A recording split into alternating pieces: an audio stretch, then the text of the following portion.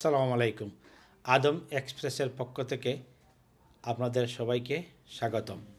হঠাৎ করে আজকে সকালেই দেখলাম কম্পিউটার অন করেই বিভিন্ন সিস্টেমের মাধ্যমে 1 পাউন্ডের বিপরীতে বাংলাদেশি টাকায় আজকে 166 টাকা।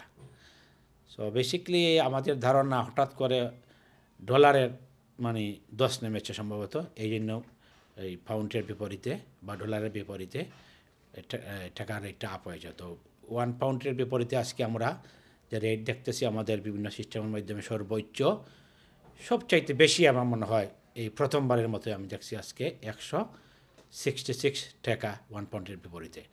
তো কারণটা বেসিক্যালি আপনারা হয়তো জানতে পারছেন, এর মধ্যে বিশ্ব অর্থনীতি বড় ধরনের একটি ক্রাশ হয়েছে ডলারের। ওকে, যুক্তরাজ্য থেকে বাংলাদেশি প্রবাসীরা কি পরিমাণ টাকা পাঠাচ্ছেন, পাঠানোর রেসপন্স কীরকম? ধন্যবাদ শাকির ভাই। আসলে আমার মনে হয় দীর্ঘদিন বাংলাদেশে একটি সরকার ছিল এবং রাজনীতির পরিস্থিতি খুবই গুলাটে ছিল। আর ইদানিংকালে বর্তমান সরকার, যাকে আমরা ইউনিট সরকার বলি, বাংলাদেশের জনগণের মনোনীত সরকার, জুলাই আগস্টের বিপ্লবের পরে যে সরকার সংগঠিত হয়েছে, বর্তমান সিচুয়েশনে বাংলাদেশের অবস্থা মোটামুটি সব দিকেই ভালো। সো আমাদের প্রবাসী যারা আছে সবাইকে দেশে এখন একটি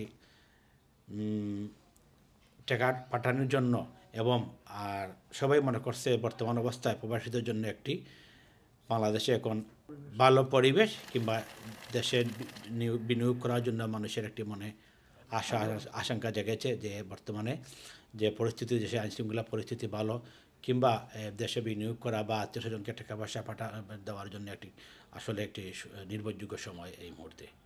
এই কারণে মানুষ কি রেগুলার টাকা পাঠায় না কি অবস্থা? হ্যাঁ, আমার মনে হয় আগের চাইতে একদিকে টাকার রেটটা ভালো আর অন্যদিকে দেশের পরিস্থিতিটা মোটামুটি ভালো, এই জন্য মোটামুটি অনেকেই আগ্রহে টাকা পাঠাচ্ছে।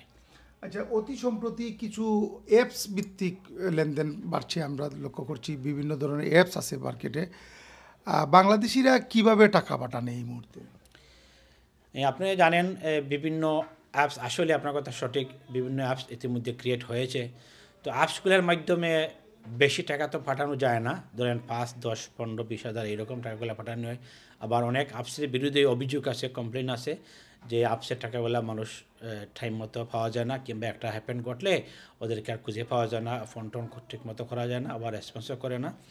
তাই অ্যাপসের মাধ্যমে সবাই টাকাটা পাঠায় না। যারা ধরেন স্টুডেন্ট কিংবা দেশ থেকে নতুন এসেছে ওয়ার্ক পারমিট বিভিন্ন বিষয় নিয়ে, ওরা 5-10 হাজার টাকা মানে পাঠায়। আবার অনেকের অনেক কমপ্লেন আছে, এখানে তো অ্যাপসের মাধ্যমে আপনি কোনো দায়িত্বশীল কাউকে খুঁজে পাচ্ছেন না, আপনার একটা অভিযোগ কিংবা আপনার টাকা না যাওয়ার কারণে বিভিন্ন হ্যাপেন করতে পারে। তাই অ্যাপসে আমরা মনে করি না যে একটা নির্ভরযোগ্য মাধ্যম টাকা পাঠানোর। যুক্তরাজ্য প্রবাসীরা কি ব্যাংকিং চ্যানেল বেশি ব্যবহার করে? আসলে যুক্তরাজ্যের প্রবাসীরা ব্যাংকিং চ্যানেলটাই বেশি ব্যবহার করে। এই যাবৎকালে বাংলাদেশে অনেক ব্যাংকে ভালো ফ্যাসিলিটি দিচ্ছে, সুবিধা দিচ্ছে। কেননা আপনি বাংলাদেশে অ্যাকাউন্ট করলে আপনি এখান থেকে আপনার অ্যাকাউন্ট নিয়ন্ত্রণ করতে পারবেন অ্যাপসের মাধ্যমে। আপনার টাকাটা আজকে যদি এখান থেকে টাকাটা পাঠান, কালকে টাকাটা ঢুকে যায়। আপনার টাকাটা গেল কি না গেল আপনি নিজেই দেখতে পাবেন এখান থেকে। আপনি বাড়িতে ফোন করে আরেকজনকে খবর নেওয়ার দরকার পড়ে না, আপনি নিজেই আপনার ব্যাংক নিয়ন্ত্রণ করতে পারেন এখান থেকে। তাই প্রবাসীরা এখন তাদের রেমিটেন্সটা সঠিক ওয়েতে এবং বিভিন্ন ব্যাংকিং চ্যানেলে পাঠাতে আগ্রহী। আমার নাম শঙ্কর বিশ্বাস রবিন। আচ্ছা, আজকে এখানে টাকা পাঠাইবে লাগে আজকে ওই লাগা বাংলাদেশের ইতিহাসে সর্বোচ্চ রেট হয়ে লাগে 166 কইরা রেট। তার কারণে লাগে আমি কিছু টাকা রাখছিলাম জমাইয়া, যে ওই লাগা 150 টাকা রেট বাড়লে আমি 150 টাকা পাঠাইমু আমার পরিবারে। আজকে পরিবারে আমি আমার ফুল সাপোর্টটা দিলাম। 166 কইরা রেট আমি এডামেস ইয়া টাকাটা ছাড়ছি। আমার নাম ইমরান আহমদ। আমি নর্মালি টাকা পাঠাই এখন থাকিও, বাট আজকে আসলে টাকা পাঠানোর প্ল্যান আসিল না, বাট ওবা ইয়া দিয়ে এখন থেকে রেট 166 হইতে তো আর চাবগি না এই রেট সবসময় যে ছাড়ি দিই। ওই জন্য আসলে এটা বিশ্বস্ত প্রতিষ্ঠান, সবসময় আই আর রিলায়েবল, টাইম মতো যাই কি পয়সা।